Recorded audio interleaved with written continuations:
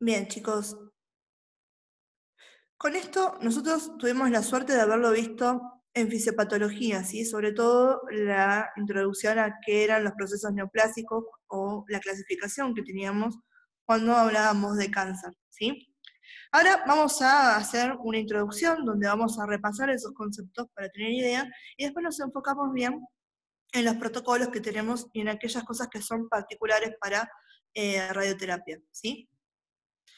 Entonces, lo primero que tenemos que recordar en cuanto a lo que está pasando en el cuerpo, ¿sí? Nuestras células, que es a nivel de las células lo que vamos a tener nosotros, es que las células están todo el tiempo pasando por estados continuos de replicación y renovación, ¿sí? Yo no tengo las mismas células ahora que las que tenía, ¿sí? Hace 2 años, ¿bien? Acuérdense que teníamos nuestras células, por ejemplo, las que eran componentes formes de la sangre, ¿sí? Se renovaban, tenían un tiempo finito de vida. Las células epiteliales, ¿sí? Todo el tiempo estamos hablando de renovación celular, ¿bien? Ahora, cuando tenemos un problema y cuando hablamos de neoplasia o de procesos oncológicos que tenemos que solucionar porque corresponden a una peligrosidad en la vida de los pacientes o la buena vida de esos pacientes, es cuando estas células y estos procesos que son normales se ven alterados. Y lo decimos siempre es porque no se acatan las señales de regulación. Ahora vamos a tener un gráfico donde podemos hablar de cada una de esas señales. ¿Bien? Hay algunos de estos crecimientos y procesos que llevan a cabo las células que son normales, como son fisiológicos, ¿sí?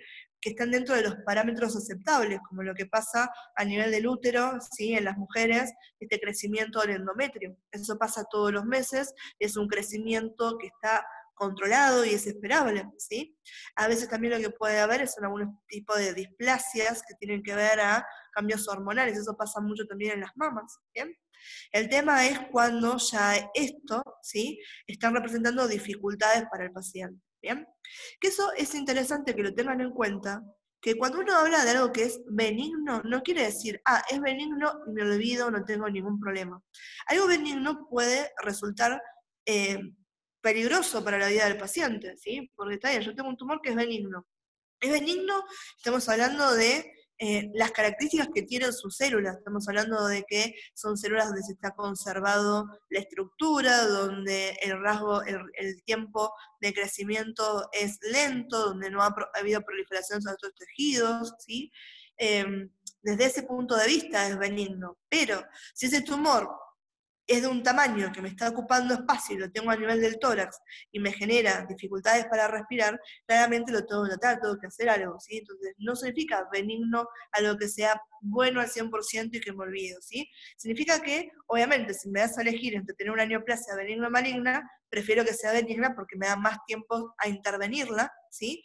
Que la otra, pero no es algo que me olvido, que lo puedo dejar ahí, que no hay ningún problema, ¿bien? Entonces, vamos a ver 6 conceptos básicos que tenemos que tener en cuenta en cuanto a esos cambios que llevan a cabo nuestras células, ¿sí? Hablemos de hipertrofia, ¿sí? Cuando lo que se incrementa es el tamaño de las células, ¿sí? Y esto, como tienen ahí, estamos hablando de, por ejemplo, a nivel muscular, ¿sí? Una hipertrofia muscular es lo que hacemos cuando vamos al gimnasio y ahora ya mis músculos son más grandes de lo que eran antes, ¿sí? Ahí no es que tengo más células, sino que tengo células que han aumentado su tamaño. ¿Cuál es lo contrario de la hipertrofia? La atrofia, ¿sí? Cuando hablamos de atrofia estamos hablando de una involución en el tamaño, que eso lo van a ver muchísimo a nivel del parénquima cerebral, ¿sí? Atrofia en los pacientes añosos, ¿sí? Uno hace tomografía y demás, van a ver que los surcos están mucho más pronunciados porque ha habido un deterioro de todo lo que es el parénquima, ¿sí? Después tenemos hiperplasia, ¿sí? Que acá tenemos lo que habíamos hablado, ¿sí? De aumento del número de células que tenemos, ¿sí? Hay hiperplasia endometrial, donde hay un aumento de este tipo de células, no hay ningún problema. También hiperplasia es un término que lo pueden escuchar muy asociado a próstata, hiperplasia benigna de próstata, ¿sí? Un aumento de tamaño de esa glándula, ¿sí? Y ya metaplasia, ¿sí? Esta es una transformación que Es normal, pero acá ya nos da un indicio a tener un poco más de cuidado. Metaplasia, ¿qué es? Es la transformación citológica de un tejido dentro de la misma familia. ¿Qué quiere decir? Yo tengo ahí, ¿se acuerdan de los tipos de tejidos? Acá le estamos viendo, que para que ustedes tengan una idea, se utiliza mucho esto a nivel del pulmón, es epitelio, ¿sí? Las células epiteliales podían ser cilíndricas, podían ser cuadradas, podían ser planas, ¿sí? Y se podían clasificar también en estratos, podían ser estratos simples o, ¿sí?, estratificadas, que quiere decir tenían varias filas de estas células, ¿bien? ¿Qué pasa? Las células a veces, y esto les tomo el ejemplo del pulmón porque es lo más común y lo más fácil de entenderlo, las células, ¿sí?, epiteliales que son escamosas o son planas tienen mucho más resistencia que las que serían cilíndricas, ¿sí? Serían como si fueran escuditos, como las escamas, ¿sí?, que tienen los reptiles, por ejemplo, que son de escudos, ¿sí?, son de protección. Entonces, ¿qué pasa? Cuando uno fuma, por ejemplo, ¿sí?, estamos hablando de que estamos con ese humo del cigarrillo, ni hablar de los elementos químicos, estamos dándoles lesiones continuas al epitelio pulmonar, el epitelio dice, me voy a proteger. ¿Cómo hago? Bueno, cambio, y esas células dentro de la misma familia siguen siendo células epiteliales, cambia de una conformación cilíndrica, como estaría en normalidad, a una, ¿sí?, metaplasia escamosa. Quiere decir, se vuelven planas esas células, ¿sí?, estratificadas como están viendo ahí, y de esa manera intentan protegerse de esa agresión continua que va a ser. Por eso estamos hablando que hay un cambio citológico, ¿sí?, estamos hablando de células dentro de la misma familia, siguen siendo células epiteliales, lo que me ha cambiado es la forma que tienen. Antes tenía células cilíndricas, y ahora tengo células escamosas. Ya esta metaplasia, ya cuando hablamos de que hay un cambio a este nivel, ya es un punto donde estamos viendo una reacción de tejido hacia una agresión, ¿sí?, repetida.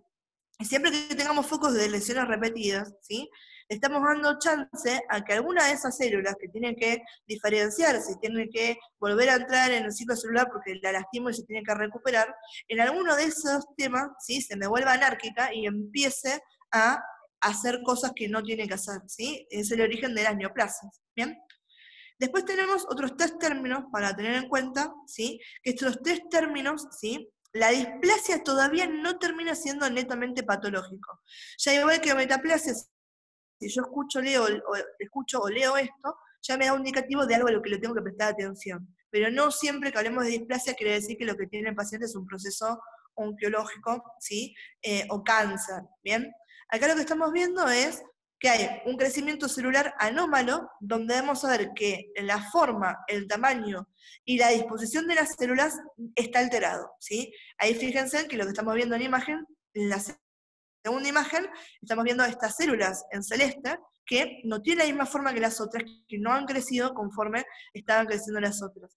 Esto es lo que van a ver muchas veces, las mujeres lo vemos cuando hacemos las mamografías o se hacen las ecografías, y hay displasias en el tejido que hay que controlarlas al mes que viene, pero generalmente son benignas y es por una cuestión hormonal del momento del ciclo donde nos hayan hecho el estudio, ¿sí? Pero a veces estas displasias ya nos están dando cuenta de un proceso anómalo al cual le tenemos que prestar atención, hay que ver cómo evoluciona esto.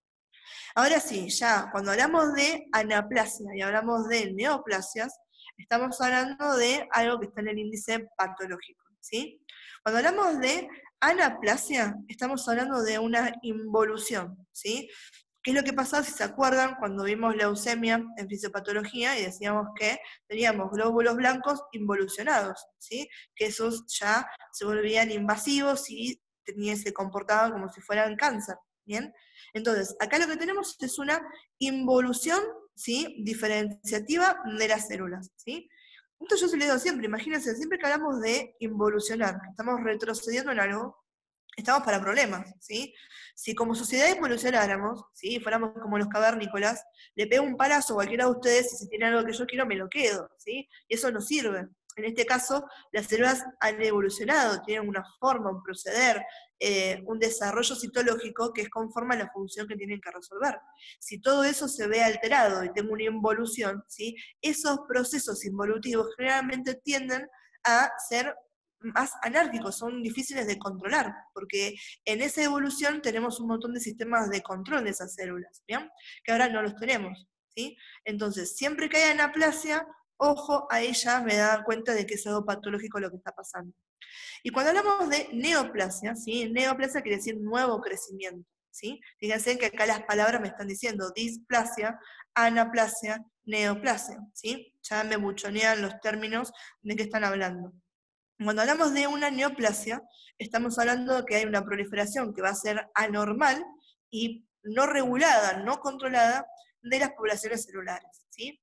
Y esas neoplasias, acá tenemos el ejemplo de algo que es benigno, ¿sí? Que están viendo acá, y algo que sería maligno, que es lo que están viendo ahí. Y esto, ¿sí? A ver, no es sin tener en el medio posibilidad de equivocarnos, ¿bien? Pero si ustedes, por ejemplo, por imágenes, están viendo algo, una imagen, que es circunscripta, de bordes lisos, ¿sí? Que la veo en un solo lugar, generalmente eso me da cuenta de algo que es benigno. En cuanto ven bordes espiculados, ¿sí? Como están viendo acá, espiculados, ¿sí? Que tira como rayitos, eso cuando yo ya lo veo desorganización, ya ahí me está dando un indicio de que es algo maligno, ¿sí? Ya ahí son malas noticias, ¿sí? De vuelta, no es algo que sea 100% todas las veces que lo veo es así, pero un gran porcentaje, ¿sí? Pasa tan frecuente esa diferenciación entre benigno y maligno que podemos tirarnos a decir eso es algo benigno, eso es algo maligno, ya en ver esta disposición que tienen las células, ¿bien? Entonces, para que tengan en cuenta, sí, hablamos de, ¿sí? Hipertrofia, hablamos de hiperplasia, hablamos de metaplasia, displasia, anaplasia y neoplasia. ¿Cuáles son de estas las que ya me empiezan a llamar la atención y tengo que prestar atención? La metaplasia, si bien no es una disfunción patológica, ya es algo que estoy viendo un cambio citológico, donde ella entonces me da a dar un seguimiento. La displasia de vuelta, ¿sí? Esto está dentro de las transformaciones normales que sufren las poblaciones celulares, pero que también tengo que empezar a prestar atención, y ya cuando hablamos de anaplasia y hablamos de neoplasia, ahí ya estamos bien en el rango de los que van a ser procesos patológicos, ¿bien? Después tenemos, cuando hablamos de un tumor, ¿sí? Hoy en día, coloquialmente, la palabra tumor es prácticamente una forma de decir cáncer o asociado a eso. Acá lo que les comento es que anteriormente sí el término tumor o tumoración tiene que ver con lo que eran los procesos inflamatorios, ¿sí? Estamos hablando de un aumento de tamaño y algo que lo toco, ¿sí? Y que está fuera de lo normal. Entonces, hoy ya sí es sinónimo de neoplasia, y acá que dividimos tumores o neoplasias en benignas y malignas, lo que les comentaba recién. Acá tenemos, ¿sí? Tiene que ver mucho con cómo se comportan esas células, ¿sí? Básicamente es eso lo que nos permite diferenciarnos en algo benigno y algo maligno, ¿sí? Cuando hablamos de algo benigno, vamos a ver que esas células conservan la diferenciación celular. Quiere decir que yo la miro, ¿sí? Y no está involucionada, ¿sí? No tengo una anaplasia, ¿sí? La veo y digo, bueno, sigue siendo y tiene las características de una célula de la piel, de una célula, ¿sí? Del sistema inmunitario, ¿sí? Tiene todas las características que tendrían conservadas una célula normal, ¿sí? Vamos a ver que el tiempo de evolución que tiene de crecimiento, ¿sí? Es generalmente lento, ¿bien? Tienden a ser localizados, están circunscriptos a un área, ¿bien? No infiltran tejidos vecinos, ¿sí? O sea, se quedan ahí y ahí los veo, ¿bien? Y estos, de vuelta, estamos hablando de este sentido de que están circunscriptos a un área, están en un lugar, por lo tanto no los vemos, ¿sí? Infiltrando los que van a ser vasos linfáticos ni todo lo que es la parte sanguínea, ¿sí? Estamos hablando de que estos que son benignos generalmente no hacen metaplasias, ¿sí? No hacen metaplasias, no hacen metástasis, ¿bien? En cambio, cuando hablamos de los que son malignos, ¿sí? Si yo saco esas células y las veo en el microscopio y las analizo un poco más a profundidad, veo que ya a nivel genético tienen inestabilidad, ¿sí? Ya ahí empieza a haber algunos problemas que ya me dan cuenta de que esto está completamente fuera de cualquier tipo de regulación. Crecen mucho más rápido, ¿sí? En el tiempo que está creciendo una neoplasia benigna, esta creció el doble de su volumen. Estas no tienden a ser circunscriptas, sino que van a tener formas que son espiculadas, ¿sí? Van a ser infiltrantes, y estas sí van a tener una diseminación por los que van a ser los tejidos, los vasos linfáticos y los tejidos sanguíneos, ¿sí? Estas sí, generalmente las neoplasias malignas me generan metástasis, porque estas realmente son muy agresivas en el tiempo en cómo proliferan, son mucho más proliferativas, ¿sí? Y en esa proliferación tenemos un avasallamiento de los tejidos vecinos, ¿sí? Y una tendencia a la proliferación en sitios lejanos del origen, ¿sí? Que eso es lo que son las metástasis, ¿bien? Esto es lo que les comentaba recién, ¿sí? Yo les suelo decir que una célula cancerosa es una célula anárquica. ¿Y qué quiere decir eso? Algo que es anárquico quiere decir que no le está dando bolilla a nada, ¿sí? Anárquico si no tenemos respeto por un montón de cosas. Y las células, en realidad el proceso, ¿sí? ¿Se acuerdan que lo vimos ahí en nuestras primeras clases cuando les dije por qué teníamos de vuelta todo este tema de ver otra vez algo que es bien de biología, que fue el ciclo celular, por ejemplo? ¿Qué me interesa eso? Es que conocer el ciclo celular es lo que nos permite entender por qué una célula se vuelve cancerosa, ¿sí? Nosotros sabemos que eso está completamente regulado, ¿sí? Y que hay procesos como la apoptosis, por ejemplo, que uno los tiende a darle una connotación negativa, porque apoptosis es la muerte celular programada. Y uno dice, bueno, muerte es malo. Pero en este caso la apoptosis cumple un rol fisiológico extremadamente importante, que es que no se me reproduzcan poblaciones celulares donde tengan errores, ¿sí? Que esos errores cuando se replican me generan problemas, ¿sí? A nivel sistémico, como lo que está pasando acá con estas células que son neoplásicas. Entonces vamos a ver que una de las cosas que no me van a regular y que van a evadir por completo las células neoplásicas son las señales de apoptosis, ¿sí? El cuerpo le va a decir, necesito que te mueras porque no queremos que te repliques, y la célula neoplásica no le da bolilla, ¿sí? Ya ha evadido por completo cualquier tipo de señalización que le marque la apoptosis, ¿sí? Y aparejado esto, ¿sí? Y esto que venimos hablando del crecimiento, otra cosa que está extremadamente regulada son las señales de crecimiento, es cuando una célula entra en el ciclo celular y cuando hace división. En este caso, las células neoplásicas tienen autonomía de señales de crecimiento, son ellas mismas las que están provocando, y por eso hablamos de crecimiento continuo, proliferado, ¿sí? Eh, entonces, por un lado tienen esa autonomía de señales de crecimiento, y por otro lado que si hay señales que están regulando que sean anticrecimiento, estas tampoco le dan bolilla, ¿sí? Entonces estamos viendo que en base a eso tienen un potencial de replicación que va a ser ilimitado, porque no me muero, ¿sí? Y además no le doy bolilla a cuando me dicen que no me puedo reproducir, y es más, me doy máquina yo para reproducirme un montón, y, y aparejado a eso tiene que ser algo que esto es un gran indicador para nosotros a nivel de diagnóstico, ¿sí? Y sobre todo cuando hacemos estudios que están contrastados y que están justificados, es que estas poblaciones celulares que crecen, ¿sí? Y que se están desarrollando continuamente, obviamente necesitan un aporte sanguíneo y nutricional mucho mayor que poblaciones que sean benignas, que no tienen esa tasa de crecimiento tan aumentada como estas. Entonces vamos a ver que hay angiogénesis prolongada, que es la creación de nuevos vasos sanguíneos, porque es lo que necesitan para que les llegue, ¿sí? Todo eso, ¿sí?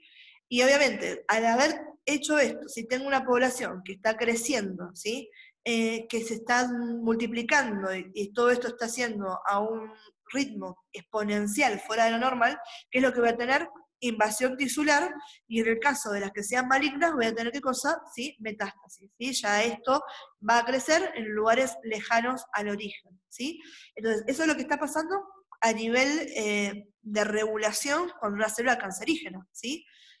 Vamos a ver que, según la Organización Mundial de la Salud, ¿sí? Esto, chicos, puede cambiar, depende de donde los lean, ¿sí? Siempre a mí que les hablo de referencias o de estudios, de porcentajes y demás, me gusta decirles dónde es el origen de esto. Me están diciendo que generalmente cáncer hoy en día es la segunda causa de muerte en el mundo, ¿sí? Generalmente los 5 tipos de cánceres que hoy en día son los más prevalentes son el pulmonar, el hepático, ¿sí? El colorectal, el gástrico y el mamario, ¿sí? Esos son los que más estamos viendo. De estos, el que tiene más incidencia de patología es el gástrico, ¿sí? Le sigue ahí el hepático. Generalmente cuando uno habla de procesos neoplásicos o de cáncer a nivel del sistema digestivo, esto ya lo estuvimos viendo cuando vimos fisiopato, son los que tienen malas prognosis. Hoy en día, pulmonar hemos avanzado en el tratamiento, además pulmón, si se acuerdan, tenía esta forma de segmentación, donde yo puedo extirpar directamente el lóbulo o una parte, ¿sí?, que está afectada y no afecta al resto del órgano.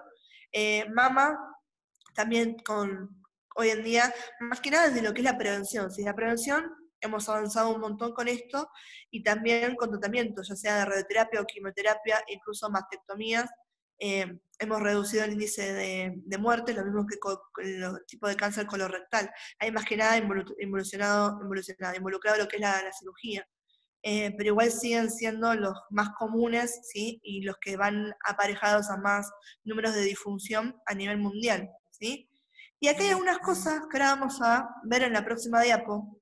¿Cuáles son los causantes de cáncer? En realidad las cosas que tenemos que predisponen a que una célula empiece a tener todos estos cambios de los que hablamos recién.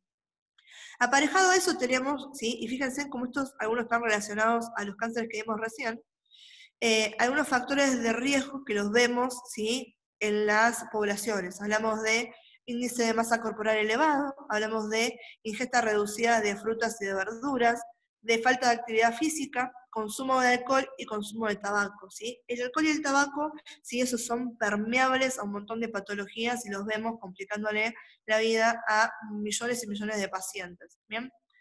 Entonces eso para que tengan una idea de lo que estamos viendo, ¿sí?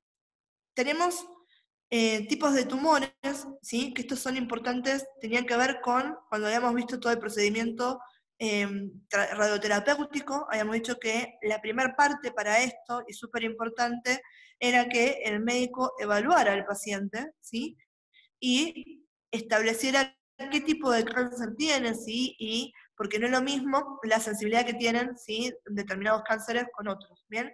Entonces, va a ser súper necesario que el médico sea el que determine qué tipo de tumor tiene este paciente.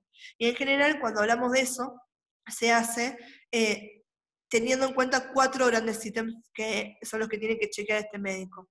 El historial del paciente, ¿sí? Yo necesito saber cómo está de salud ese paciente, qué antecedentes tiene, el estado físico general del paciente, si tiene alguna otra patología de base que tenga que tratar en simultáneo con el proceso oncológico que está tratando, la clasificación de la patología, o sea, qué tipo de cáncer tiene, cuáles son las células, después la localización de la patología, dónde está esto, ¿sí? Lo tengo en un solo lugar, lo tengo diseminado, lo tengo a nivel del pulmón, lo tengo a nivel del cuello, ¿sí? ¿Dónde está esta patología? ¿Sí? Esos son generalmente los ítems que uno tiene que prestar atención. Y en base a los tipos de cáncer, ¿sí?, generalmente hablamos de 4 tipos, ¿sí? Hablamos de carcinomas, hablamos de sarcomas, de linfomas y de leucemias, ¿sí? Esta es una clasificación bien amplia, ¿sí?, en la que englobamos un montón de cosas. Cuando hablamos de carcinomas, me están hablando que el origen histológico, o sea, celular, de ese cáncer es a nivel epitelial, ¿sí? Y acá tenemos una subclasificación. Podemos hablar de carcinomas epidermoides o carcinomas que son adenocarcinomas, ¿bien? Cuando hablamos de que son epidermoides, estamos hablando de células que tienen que ver con la epidermis, ¿sí?, la dermis. Generalmente son proliferaciones anormales o malignas de queratinocitos, ¿bien? Y cuando hablamos de adeno, ¿sí?, adeno me está hablando de glándulas, ¿sí? Entonces acá lo que estamos viendo que es un origen a nivel de epitelio glandular, que no es lo mismo que el epitelio simple que podemos tener de recubrimiento, por ejemplo, ¿sí? Y generalmente acá está afectando a las glándulas exócrinas, ¿sí? Exócrinas y endócrinas también, ¿sí? Un adenocarcinoma de páncreas, por ejemplo, ¿sí? Entonces, eso cuando hablamos de carcinoma. Cuando hablamos de sarcomas, ¿sí?, acá hablamos de tumores que pueden ser de tejido conjuntivo, ¿sí? Y acá, si recuerdan la clasificación de tejidos, ¿sí?, tejido de conjuntivo será uno de los más amplios que teníamos, ¿sí? Entonces podemos hablar de osteosarcoma, por ejemplo, ¿sí? Horrible el osteosarcoma, estamos hablando de cáncer en los huesos, ¿sí? Podemos hablar, ¿sí?, de rhabdiosarcomas, ¿sí? Un montón. Siempre que escuchan sarcomas tiene que ver que el que está afectado es el tejido conjuntivo. Y tejido conjuntivo, entonces hablamos de que es un grupo extremadamente heterogéneo, porque el tejido conjuntivo, ¿sí?, se diferencia en un montón de especialidades que tenía, ¿sí? La mayoría de estos cánceres tienden a ser benignos. Ahora, lamentablemente, cuando un sarcoma es maligno, son extremadamente agresivos, ¿sí? Y de vuelta volvemos a que los pacientes tienden a tener muy mala prognosis, incluso con tratamiento, ¿sí? De acá, bueno, eso ya nos tiende a un mayor índice de defunciones cuando los sarcomas son malignos, ¿bien? Después tenemos a los linfomas, ¿sí? Esto ya el nombre nos dice, nos afecta no solo al sistema linfático, sino que también a células del sistema inmunitario.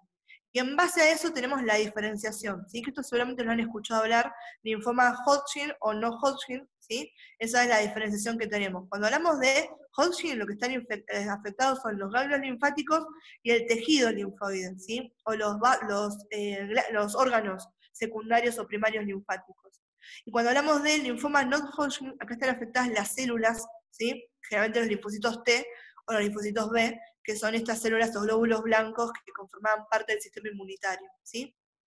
Por suerte los linfomas tienen gran aceptación en tratamientos por radioterapia, ¿sí? Suelen ser más radiosensibles, ¿bien? Y después ahí tenemos separado, ¿sí? Esto que ya lo habíamos visto un poco más a profundidad en fisiopatología, las leucemias, ¿sí? Las leucemias donde los que están afectados vuelven a ser los glóbulos blancos, ¿sí? Que se comportan ellos con esta involución que tienen a blastocitos, ¿sí? Y se comportan como si fueran neoplásicos, ¿sí? Acuérdense que teníamos las leucemias linfocíticas y mielocíticas, o mielogénicas, que podían ser agudas y crónicas según cómo predominaban en el tiempo. Y en cuanto al término linfocítica y mielocítica, era qué tipo de célula estaba proliferando, si iban a ser los linfocitos o iban a ser los mielocitos, ¿sí? Entonces, esto es una normativa general de clasificación para esto. Y aparejado a esto, tenemos lo que era la estadificación de cáncer. Déjenme ver, porque no sé si me estoy salteando algo, denme un segundo. No, entonces tiene que estar más adelante, porque yo me recuerdo haberles hablado sobre cuáles son las cosas que puede tener, que pueden afectar a nivel celular, pero seguramente está más adelante. Entonces, importante otra cosa con respecto a esto, y sobre todo para nosotros en radioterapia, esto nos va a decir desde el paciente, es la estadificación. Cuando uno habla de estadificación, nos están diciendo qué tan avanzado, ¿sí? Está el proceso neoplásico, el proceso oncológico en el paciente, ¿sí? Vamos a ver que hay un montón de sistemas de estadificación, no existe un solo sistema de estadificación. Eso va a depender de el protocolo que se utiliza en el servicio donde están trabajando, el país en el que estén, ¿sí? No se utiliza, no hay un solo sistema de estadificación. Lo que sí va a ser común a todos los sistemas de estadificación van a ser que me van a dar a mí información sobre la ubicación del tumor en el cuerpo, sobre el tipo de células que están afectadas, sobre la diseminación o no que haya tenido hacia ganglios linfáticos, ¿sí? Cercanos o lejanos, ¿sí? Y también me va a hablar sobre el grado del tumor, sobre el aspecto de las células y sobre la agresividad que tiene ese tumor, ¿sí? Uno de los más utilizados dentro de estos es el sistema TNM, ¿sí?